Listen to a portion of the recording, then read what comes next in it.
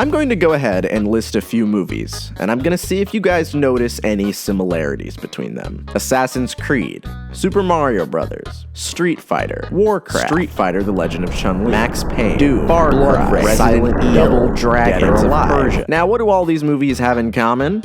Well, they're all based on successful video games. That's it. That's the only thing they have in common. Oh, and also, they suck ass. Every single one of them. Most of them did not make a lot of money, and they're seen as cinematic failures. Oh, there's something behind me, isn't there? For decades, people have been trying to make live-action video game movies, and for decades, they have all been embarrassingly bad. I personally can say that I have never voluntarily gone to see one of these movies in theaters. Why is that? Well, it's because I know better. In my opinion, it's impossible to make a good movie based on a game. I'm serious, I think we should just stop trying, and I'm going to explain why.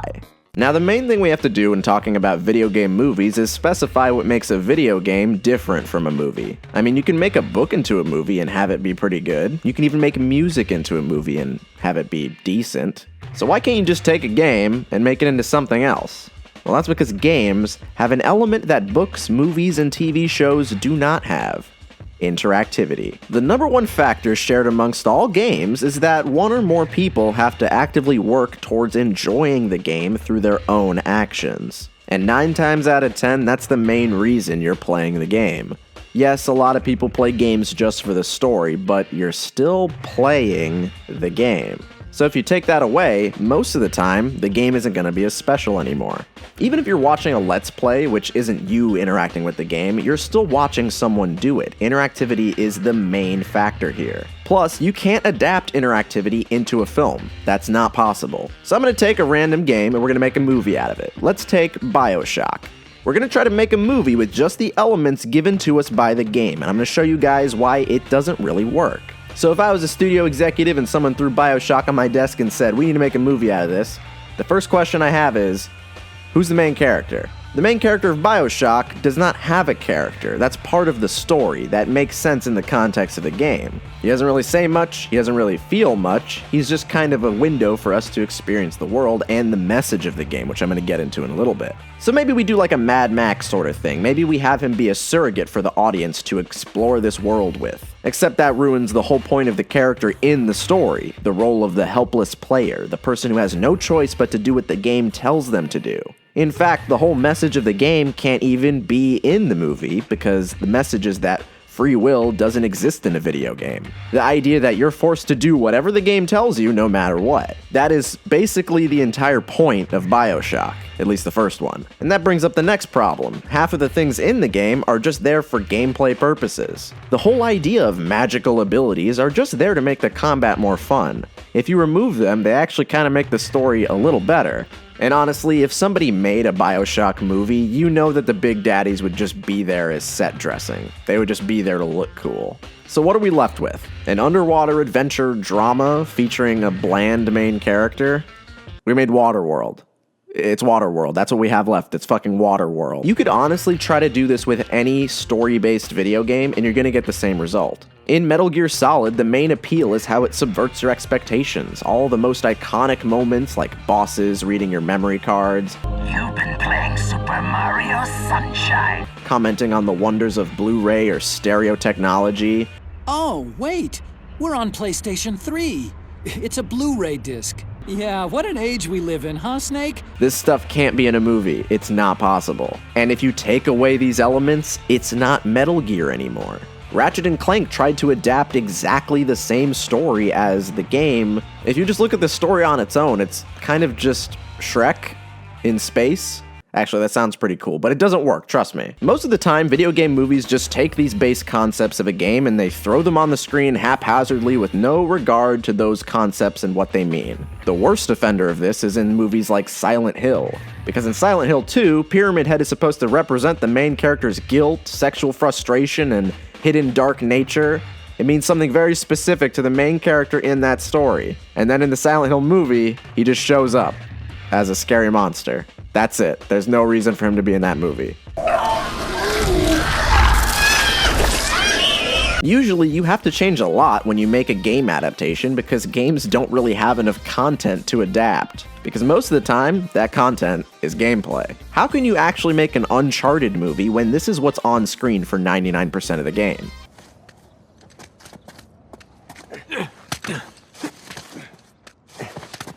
This isn't the case with books, though. Books are chock full of extra narrative. That's kind of what a book is. But the thing is, first and foremost, a book is a story. It's all about narrative. But in a video game, the narrative still has to share the spotlight with the gameplay. Plus, games are impossibly hard to adapt because your experience goes beyond your interaction with them. Your experience with a game is incredibly personal. Do you guys remember when Skyrim came out and you talk to people about it and they'd share their experiences with you and you'd share your experiences? And some of the times things would be the same, but a lot of the stuff you did on your personal adventure would be way different. Because these kinds of games mean something different to everybody. And that goes for like every game. These personal experiences are what make games unique, and you can't capture that easily in a 2-hour movie. And to illustrate my point here, I'm going to tell you guys about a very interesting series called Lodos. To put it simply, Lodos is an anime series based on a D&D game. Actually, multiple D&D games with different players all run by the same DM. So yeah, it's not a movie and it's not based on a video game, but in my opinion, it's emblematic of the issues I have with adaptations of games in general, not just video games. When you play Dungeons & Dragons, the fun comes from your personal experience in the game. The experiences you share with you and your friends. There's a reason why you shouldn't turn the narrative of a D&D game into a movie or show, unless it's something like Harmon Quest or The Adventure Zone, which does have that element of actually playing the game. Lodos isn't like that. It's just the things that happen in their game, but in a fantasy adventure anime. If there was like a third element of you hearing what the DM was saying or having the players argue back and forth like there is in those other shows, then it would probably be pretty good. However, you don't get that behind the scenes action, so when there's stupid plot holes, or when things don't make sense, there's no actual reason for it. Main characters are easily replaced by other main characters, which is usually because someone's character died and that person is still playing, or another player enters the game who wasn't playing before. Like in many D&D parties, some of the main characters are kind of interesting, but then some are really fucking boring. Oh, and also, the story is a mess because it was meant to be experienced among a group of friends, not on a TV screen. If you didn't know this was based on a D&D game, you would just see a fantasy adventure show with a messy plot. Similarly, if you'd never heard of Prince of Persia before, what are you gonna see when you watch this movie? A fantasy adventure with a messy plot. Now here's the part of the video where I say something that's gonna piss some people off. Most video game plots aren't very good. Now, there are exceptions to this rule, obviously. However, a lot of the time, the plot of games just aren't good enough to be adapted into movies. If you'd like proof to back up my claim, I have a lot of examples you can look at. Most video game movies literally just adapt the plot of the game, and maybe add in some fan service. And they all suck because those stories are usually just an excuse to let the player do fun stuff. Some games don't even have a story to adapt. Some movies just make stuff up because they don't have anything to go off of. Or the game's story is so weird they can't condense it into a movie. Resident Evil is seriously just a game about people fighting zombies in a house. There's basically no character development, and there's really no plot either. You just solve puzzles and you try to survive. That's the appeal, at least in the first one. So what do you have left to adapt into the movie? Literally just zombies. Everything else is made up. At that point, just make a different movie. If you're just relying on the Resident Evil name to sell tickets, you're not gonna please the fans by delivering a movie that's completely different.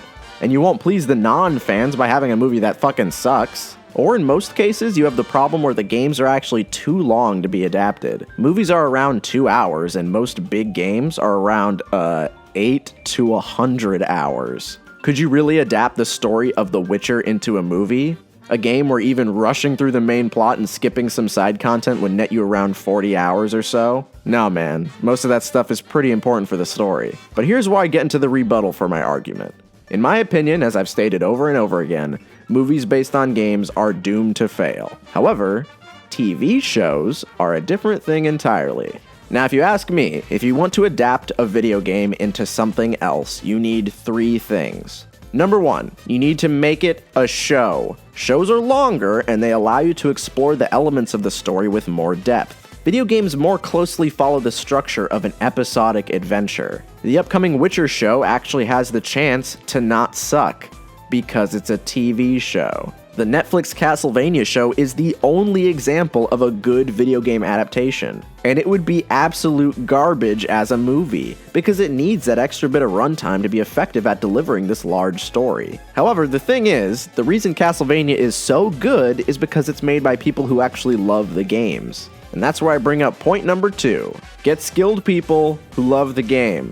The key word here is skilled. It's not enough to just like the game. I'm sure out of all these terrible adaptations, at least some of the people working on them had to like the game a little bit. But they didn't have much skill, so it didn't matter. You gotta get people who know their stuff when it comes to making the series, and they have to know their stuff when it comes to the franchise on its own. Because when you adapt anything, you're gonna have to change stuff. Castlevania is based on a game with basically no dialogue or plot. They had to get a little creative with what they were doing. The reason it works is because they got people who know how to write a story, and people who knew about Castlevania enough to write a story based on it. Again, that was an homage to those OVAs, those OVAs that I would watch on TV in Hong Kong that I loved, and I was like, this is beautiful, and it's an art form. And finally, number 3, you need the right game. Some games should not be adapted into movies. The showrunner for Castlevania just picked up the rights to Devil May Cry, and I think that's the perfect series to make into a show. Some properties can be adapted in interesting ways if done well.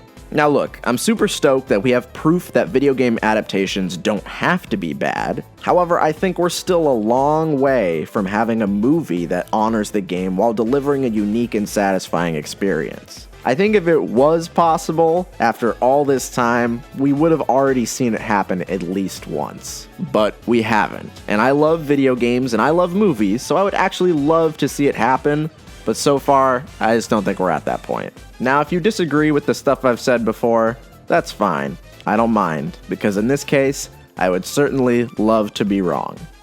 Game over! Intruder destroyed. Hey guys, hope you liked the video. If you want to yell at me, you can go to little Twitters down below, and you can do it there. The next video is going to be celebrating 500,000 subscribers, and it's going to be a little more nice and heartfelt. So until next time, bye-bye.